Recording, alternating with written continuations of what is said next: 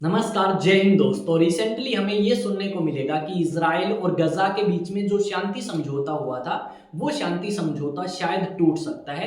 अब कारण क्या है, कौन इस समझौते को तोड़ेगा, पहले इजराइल या हमास, वो हम यहाँ पे डिस्कस करने वाले हैं। और साथ में एक दूसरे के ऊपर इन्होंने क्या आरोप लगाए हैं, सब चीजें हम यहाँ पे डिस्कस करेंगे। अगर आप चैनल पे नए हैं तो चैनल को सब्सक्राइब कर सकते हैं और बेल आइकन को प्रेस कर सकते हैं, ताकि जैसे ही वीडियो अपलोड करी जाए उसकी नोटिफिकेशन आप तक पहुंच पाए। तो देखते हैं थंबनेल में क्या लिखा गया है, फिर कुछ एक न्यूज आर्टिकल और फिर इस टॉपिक को अच्छे से डिस्कस करेंगे। यहाँ पे लिखा गया है कि जो गजा के अंदर शांति हुई थी इजराइल और हमास के बीच में, शायद वो खतरे में है और आने वाले समय में दोबारा से इजराइल और हमास आमने सामने हो सकते हैं। नीचे लिखा गया है कि इजराइल ने फिलिस्तीनी नागरिकों को रिलीज नहीं किया जो रिलीज होने चाहिए थे शनिवार को। अब क्या कारण इजराइल ने दिया है वो भी हम यहाँ पे जानने की कोशिश करेंगे, और इस बात को लेके क्या आरोप आपके हमास ने इजराइल के ऊपर लगाए हैं ये भी हम जानने वाले हैं। पर पहले एक दो न्यूज आर्टिकल देखो, जो आपको अलग अलग न्यूज आर्टिकल्स यहाँ पे देखने को मिलेंगे, और इन न्यूज आर्टिकल्स में इसी बात का जिक्र किया गया है कि हमास और इजराइल के बीच में जो शांति समझौता हुआ था वो टूट सकता है।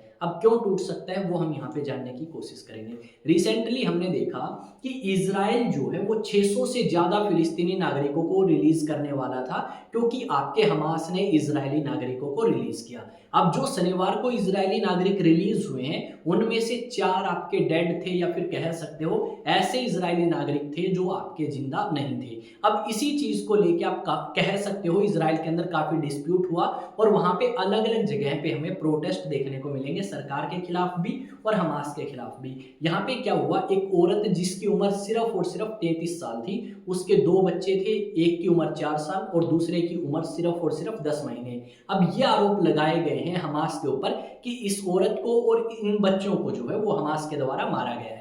जब ये बात आपकी इजराइल के द्वारा कही गई कि ये सारे की सारे मौत का जिम्मेदार हमास है, तो उसके ऊपर हमास ने स्टेटमेंट दी कि हमास जो है इन मौतों का जिम्मेदार नहीं है।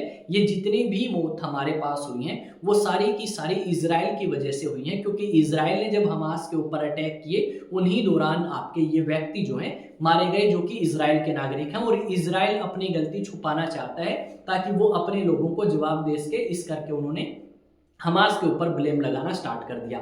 इस बात का जवाब आपका हमास ने इस तरीके से दिया है इजराइल को।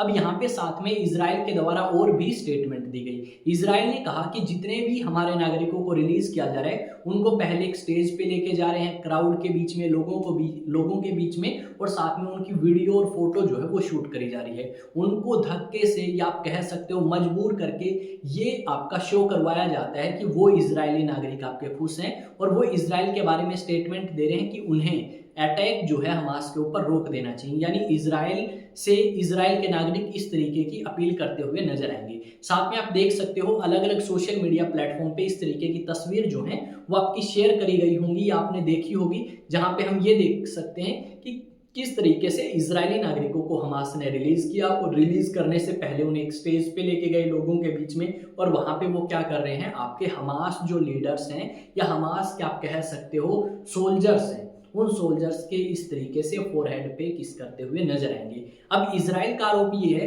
कि ये जो हमारे नागरिक इस तरीके से किस कर रहे हैं फोरहेड पे, या फिर कह सकते हो दुआ दे रहे हैं हमास को या गजा को, वो इसलिए क्योंकि उन पे बर्डन है या उनके ऊपर प्रेशर है कि वो ऐसा करें, अदरवाइज आपकी गोली जो है वो उनके ऊपर चला दी जाएगी, और मजबूरी में उन्हें ऐसा करना पड़ा। यहाँ पे ये सारी चीजें हमें सुनने को मिली।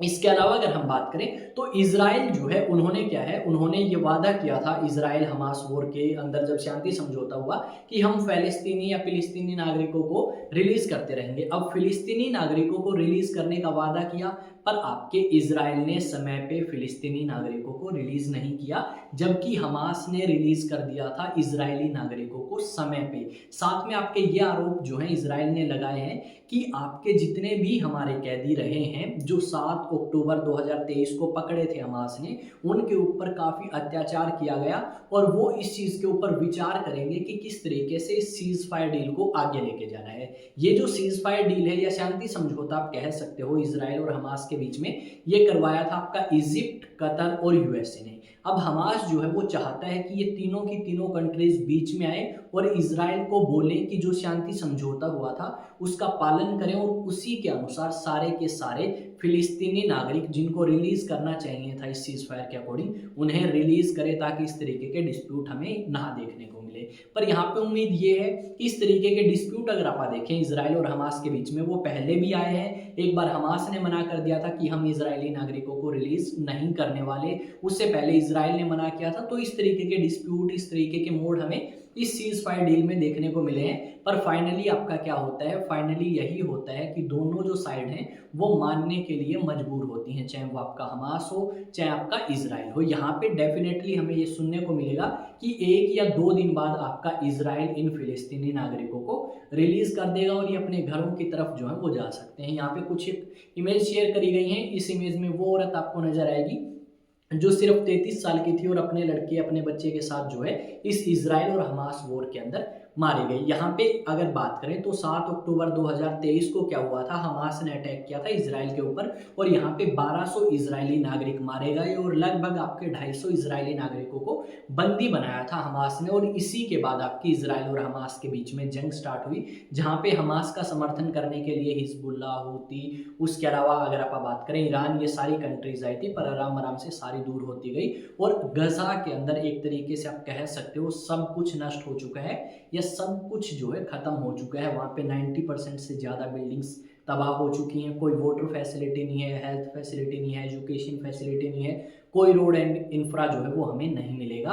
और इस तरीके की तस्वीर जो है आपको सोशल मीडिया पे देखने को मिलेगी। अब इन न्यूज़ आर्टिकल्स में क्या लिखा गया है वो मैं आपको एक बार बता देता हूँ कि इन न्यूज़ आर्टिकल्स में आपका क्या लिखा गया है। इसमें लिखा गया है Gaza ceasefire latest, Hamas strongly condemns decision to postpone prisoner release over humiliating hostage handovers. ठीक है, यहाँ पे अलग अलग तरीके से आरोप लगाए हैं हमास के ऊपर, किसने, इजराइल ने, कि हमारे जो आपके कैदी थे या हमारे इजरायली नागरिक थे और जो हमास की कैद में थे उनके साथ बुरा व्यवहार हमास ने किया है। यहाँ पे देखोगे तो लिखा गया the office for Benjamin Netanyahu released a statement saying the release of 620 Palestinian prisoners is being postponed due to repeated and ongoing violations by Hamas, कि हमास ने जो आपका समझौता हुआ था उसके अकॉर्डिंग काम नहीं किया। Disgraceful ceremonies that dishonour the dignity of our abductees, यानी जितने भी लोगों को बंदी बनाया गया है इजराइल के, उन लोगों के साथ जो सेरेमनीज या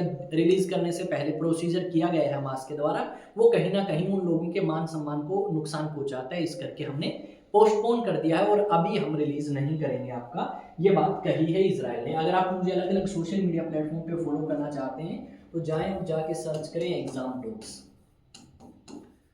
और अगर वहां पे सब्सक्राइब का ऑप्शन है तो सब्सक्राइब कर लें, और अगर वहां पे फॉलो का ऑप्शन है तो फॉलो कर सकते हैं, ताकि देश और दुनिया से जुड़ी जितनी भी अपडेट हो वो समय समय पे आप तक पहुंच सके। तो मिलेंगे एक नए सेशन में एक नई न्यूज़, एक नई अपडेट के साथ, तब तक जय हिंद, जय भारत।